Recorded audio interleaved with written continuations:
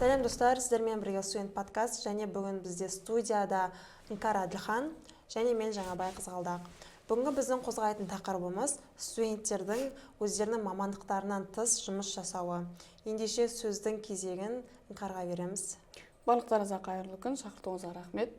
Жалпы осы тақырып өте жақсы тақырып алынған тақырып деп ойлаймын. Себебі өзіміз студент болғасын, бұл бізге қатысы бар тақырып қой енді. Сондықтан дұрыс тақырып деп ойлаймын. Жалпы тақырыптың өзіне келетін болсақ, студенттердің мамандықтан тыс жұмыс жасауы, ол нәрсеге өзімнің көзқарасым 50-50. Себебі бір жағынан бұл тәжірибе әрине, бір жағынан студенттер өздерінің ұйқыларымен, денсаулықтарымен, өздерінің оқуларымен, орысша айтқанда рисковать етіп тұр ғой. Сондықтан бұл адамның графигін келістіріп алу керек деп ойлаймын, барынша. Және графигіне, сабақ уақытына кедергі келтірмейтіндей жұмыс табу керек деп ойлаймын, барынша. Негізі қазір көп студенттер өздерінің қалталарында ақша жүрген қалайды ғой. Ешкім ата-анасы күш түсіргісі келмейді, ешкім ата-анасы үйден ақша сұрап отырғысы келмейді деген сияқты. Негізі сол түнгі сменде жасайтын студенттер бар, көбінесе сабаққа ұйықтап қалатындар, жаңағыдай сабаққа көңіл бөле алмайтындар деген сияқты. Сол туралы өзің ойың қандай? Сол жаңа өзім айтып кеткенімдей 50-50 деген себебім де сол. Мысалы, кейбір студенттер түнгі сменде қалып жұмыс жасайды. Енді барлық жердің графигі бірдей емес қой, таңғы 9-дан кешкі 6-ға дейін деген секілді. Кейбір жерлерде біздің студенттер енді әрбір жерде жүреді ғой. Қандай жерде ақша бар, қандай жерде жұмыс ыңғайлы өздеріне сол жұмысқа кіреді деген сияқты. Түнгі сменде жұмыс жасайтын студенттерге менің ойымша ауыр сияқты.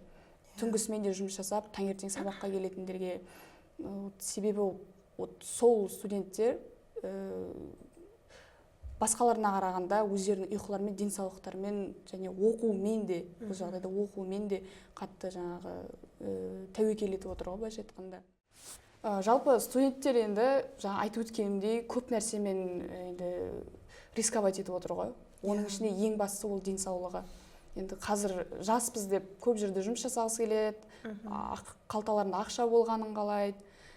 Бірақ болашақта бұл енді денсаулықтың бұзылуы үлкен проблема алып келеді ғой өздеріне.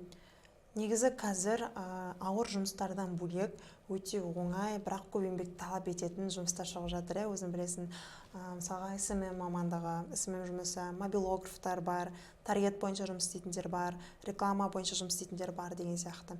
Мен негізі ойлаймын, егер студенттердің көбісі түнгі сменде қиналмай жұмыс істемей, осындай қызықты, бір жеңіл болып көрінгенмен, бірақ өзінің еңбектері талап ететін бір мамандықтарды оқып алса, жұмыстарды, сондай курстарды оқып алса, өздеріне оңай болатын еді. Мысалға мен өзім SMM мамандығында жұмыс жасаймын. Менің сабағымнан мүлде бөлек, мысалы демалыс күндері шығамын, немесе сабақтан кейін деген сияқты ол проекттерге өзім графигімді өзім қойып аламын деген сияқты көп шаршамаймын. Бірақ енді бәрібір еңбек талап етеді ол. Жаңағыдай видео монтаждау болсын, оған музыка табу деген сияқты. Әрбір жаңағыдай сәттен бір эстетика көре алудың өзі бір өнер деген сияқты. Сенің осындай бір ауыр жұмыс істейтін студенттерге бір кеңесіне берер ме едің, осындай жұмыстарды үйреніп алыңдар деген сияқты? Әрине бұл жұмыстар бізге ыңғайлы, шынымен де, мысалы түнгі сменде жұмыс жасауға қарағанда, бірақ бұл жерде мәселе кез келген адам мобилографияны, SMM-ді игеріп кете алмайды. Жалпы видео монтаждаудың өзі элементарны дұрыс фотоға түсіре алмайтын адамдар бар, мысалы. Былайша айтқанда бізге енді оңай болып көрінгенімен, бұл істей алмайтын адамдарға бұл талант сияқты болып көрінеді. Видео монтаждау, сол видеоға сәйкес музыка қоя білу деген слухпен тыңдау деген сияқты. Мысалы видеоға музыка қоюдың өзіне слух керек, себебі сіз видеоның переход дейміз ғой, соның бәріне такт, яғни такттарына түсіру керексіз. Кейбір адамдар мысалы слух болмаса оны жасай алмайды деген секілді. Жалпы видео монтаждаудың өзі, 1 минут видео монтаждаудың өзі оңай болып көрінгенмен, ол жерде көбіне креатив шығару керек. Енді адамның идеясы да шексіз емес қой, бітіп қалатын кездер болады, шабыты болмай қалатын кездер болады. Мысалы, бұл енді мобилографтар видеоға түсіретін адамдар білет деп ойлаймын өз басым. Енді барлығынан қолыңнан келсе жасай алам дейтін адам болса, ынтасы болса, ниеті болса, әрине мен кеңес берер едім.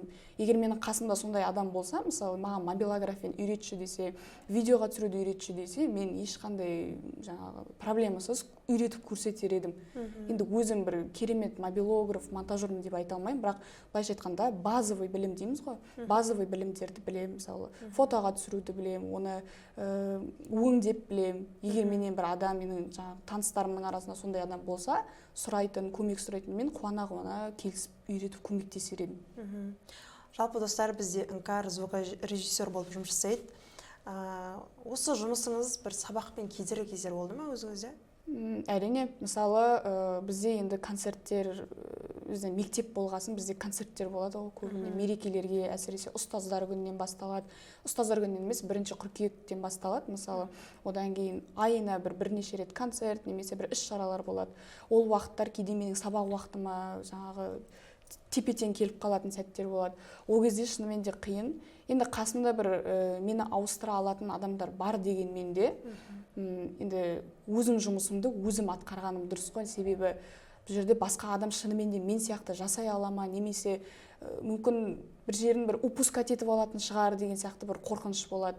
Былайша айтқанда 100% сеніп кете алам деп айта алмаймын. Енді мен іштегі университетте мұғалімдеріме рахмет айтамын, себебі түсініспеушілікпен қарап, жаңағы сабақтан жіберіп, әйтеуір тапсырмаларымды орындап келемін деп айтсам, бір рұқсаттарын беріп жібереді жұмысыма.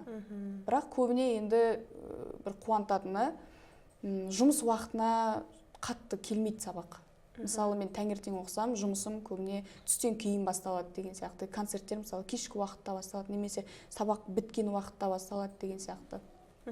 Сен енді жаңа өзің айтып кеттің ғой, мұғалімдерім кейде сұрансам жібереді жұмысқа деген сияқты.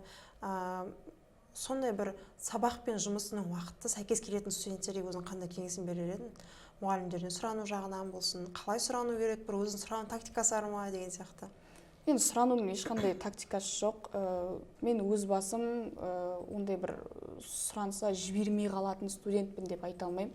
Мысалы, былайша айтқанда, мен өзім плюс дейміз ғой, плюстарым бар деп айта аламын. Себептен себепсіз сабақтан қалмай, ол мұғалімдер үшін маңызды ғой, мысалы.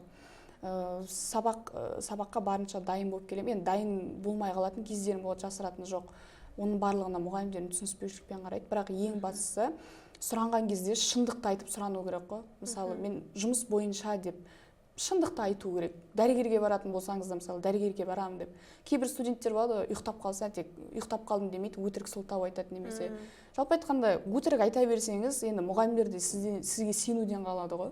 Сондықтан әрдайым бірінші очередь, бірінші кезекте шындықты айту керек. Шындықты айтып түсіндірсеңіз, ол кісілер де сіздің жаңағы положениеңізге кіріп түсінуге барынша тырысады.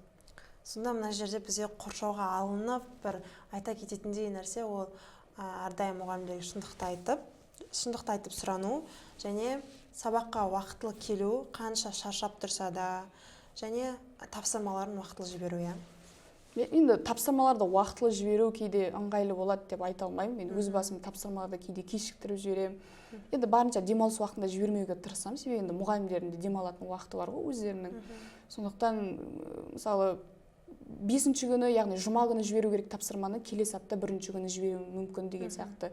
Сондықтан жалпы тапсырманы уақытылы жібере алмасаңыз да, былай жіберген дұрыс негізі. Енді қараңыз, сіз айтып жатсыз, мен мұғалімдерден сұранамын, мұғалімдер мені түсініп жібереді дейсіз. Сіз жұмыстан менде сабақ деп ескерткен кезде, ол жұмыстағы кісілер сізді түсініп жібере ма? Босата ма жұмысыңыздан? Жібереді. Мысалы, бүгін менде олимпиада, осы университет ішінде, бірақ бір жағынан жұмыста да бір маңызды шара болайын деп тұр. Бірақ мен өзімнің іштегі бастықтарыма айтып түсіндіріп, мен осы олимпиадада болуым керек. Былайша айтқанда үміт артып отыр ғой, енді менің командадағы адамдарым, менің ұстаздарым үміт артып отыр, осы Іңкәр қатысады деген секілді. Сондықтан мен бастықтарыма айтып түсіндірдім. Ешқандай жаңағы проблемасыз, менің орным адам табылатынын айтып, яғни басқа бір көмекші адамдарым бар деген секілді ғой. Сол адамдар менің орныма тұра қояды деген сияқты жіберді. Яғни баланс орната білу керек қой енді. Енді мен сізге бір сұрақ қойсам. Мысалы, сіздің бір группасыңыз болады, өте қатты араласатын, жақсы бір қоян қолтық араласатын группасыңыз болады. Ол группаласыңыздың жұмысы сіздікіндей емес, бір қиын жұмыс дейік. Мысалға, бір мейрамханада официант болып жұмыс жасайды. Түнгі сменде деп алайық. Ол қыз мысалға саған өтініш тастайды. Іңкәр, бүгін мен осылай шаршап тұрмын, қатты сабаққа баруға энергиям жоқ. Мұғалімдерге өзің бірдеңе қылып ескертші десе, сен оны мұғалімдерге барынша ол қызға эмбо қоймаудың амалын жасап, қалай түсіндірер едің? Қызық сұрақ негізінде. Өзім замыс тарысты болғасын, ол шынымен де тарыстық айтылмаса, маған айтылса, онда мен шынымен де бірдеңе қылып алып шығуым керек қой.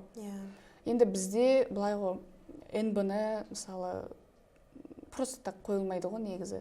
Шынымен сіз егер сөзіңді бөлейін, мысалға маған сөйтіп жазатын болса, мен өзіміз тарысты болып, мен айтар едім, типа, мені проблемам емес, сен өзің жұмыс істеп жүрсің, сабақпен қатыстырып, мен ол нәрсені шеше алмаймын деген сияқты қылып мен айтар едім шынымен. Ал сен өзің ол ситуацияны қалай алып шығатын едің? Бұл жерде адамның өзіне қарайсың ғой, егер ол шынымен де мысалы сабақтан былай себепсізден себепсіз қалмай, тек именно нақты осы күнде қалып қойып солай болып тұрса, онда иә кішкене барынша бір НБ қойдыртпауға тырысар едім. Ал егер мысалы себепсізден себепсіз қалып, тек ұйықтап қалғаннан барлығын тек жаңағы өтірікпен жауап берсе, онда енді мен тырыспас едім оның проблемасын шешуге. Иә, өте жақсы жауап. Мен де осылай жасар едім. Мысалға студенттерді енді қараймыз ғой, бірі сабақтан немі қалады, бірі бір нақты себептермен қалады деген сияқты қылып, негізі солайда жағдайына кіріп те қарауға болады, бірақ былай жағдайына қатты көп кіре беруге де болмайды деген сияқты. Осымен достар, бүгінгі біздің тақырыбымызға бір барлық студенттердің бір өміріндегі жағдайлар айтылды деп ойлаймыз. Жұмыс туралы болсын, ол ауыр жұмыс болсын, жеңіл жұмыс болсын, графикке қатысты болсын, сабақтан көп қалу болсын, мұғалімдердің бір көңілінен шығу болсын деген сияқты. Біздің бір кейде айтып кеткен кеңестеріміз болсын, бір өздеріңізге керектерін сақтап қалдыңыздар деп ойлаймын. Осымен бүгінгі біздің студент подкастымыз өзінің мәресіне жетті. Сіздермен болған мен Жаңабай Қызғалдақ және Әділхан Іңкәр. Бізбен бірге болғандарыңызға рахмет. Сау болыңыздар. Сау болыңыздар.